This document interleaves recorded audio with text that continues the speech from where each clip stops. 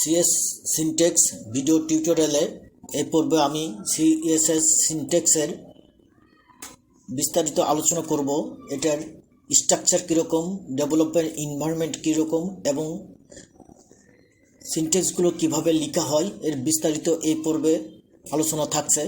মূলত সিএসএস সিনটেক্সটা দুই পার্টে ভাগ করা হয়েছে। একটা হচ্ছে সিলেক্টর, অন্যটা ডিক্লারেশন পার্ট।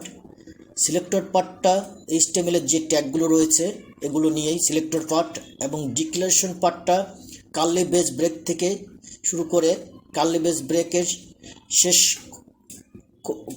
শেষ করে এটার মধ্যে যেটা আছে সেটাই ডিক্লারেশন পার্ট। এখন ডিক্লারেশন পার্টের মধ্যে আবার দুটো ভাগ আছে, একটা হচ্ছে প্রপার্টি, অন্যটা ভ্যালু। এখন প্রপার্টি আর ভ্যালু নিয়ে একাধিক প্রপার্টি এবং ভ্যালু নিয়েই কিন্তু ডিক্লারেশন পার্ট বলা হয়। তো এখানে কিন্তু অবজেক্ট ওরিয়েন্টেড কনসেপ্ট কাজ করেছে। আমরা অনেকে হয়তো অবজেক্ট ওরিয়েন্টেড প্রোগ্রামিং সম্পর্কে ধারণা নাই, তাদের উদ্দেশ্যে আমি একটু অন্যভাবে আলোচনা করি। মোটর বাইক সিলেক্টর অর্থাৎ একটা বস্তু, এটার অনেকগুলো পার্টস নিয়ে তৈরি। তো পার্টসগুলো হচ্ছে আপনার প্রপার্টি, যেমন এটার ব্রেক, এটার রিং, তেলের ট্যাঙ্ক, তারপরে আছে কভার, হেলমেট, গিয়ার, এগুলো হচ্ছে প্রপার্টি। এবং এগুলোর যে ভ্যালু আছে সেগুলো, যেমন গিয়ার, আপনি গিয়ারটা কয়েকটা গিয়ার দেন, 1 2 3 4, এই 1 2 3 4টা ভ্যালু আর গিয়ারটা এখানে প্রপার্টি।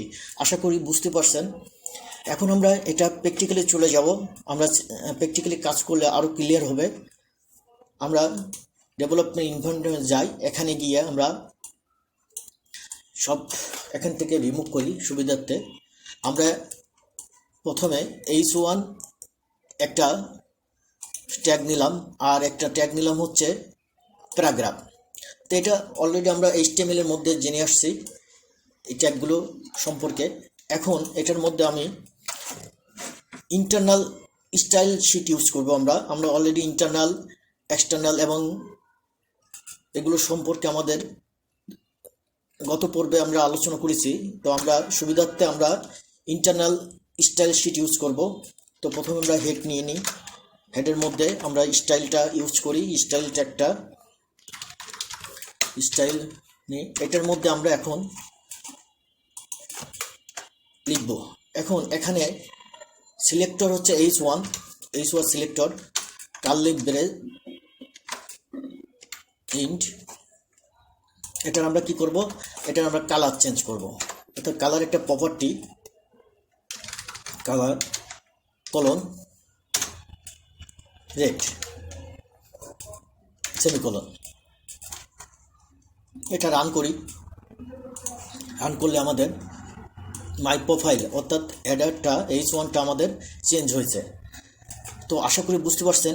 এখন আমরা ইচ্ছা করলেই এটা আবার প্যারাগ্রাফটাও একই জায়গায় কিন্তু আমরা করতে পারি। সেক্ষেত্রে আমাদের কমা দিতে হবে এবং প্যারাগ্রাফ দিলে দুটাই চেঞ্জ হবে, দুটাই চেঞ্জ হচ্ছে।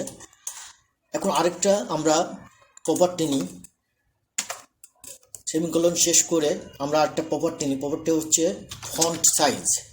আমরা ফন্ট সাইজটা বড় করব, কলন 20 পিক্সেল। Save, run.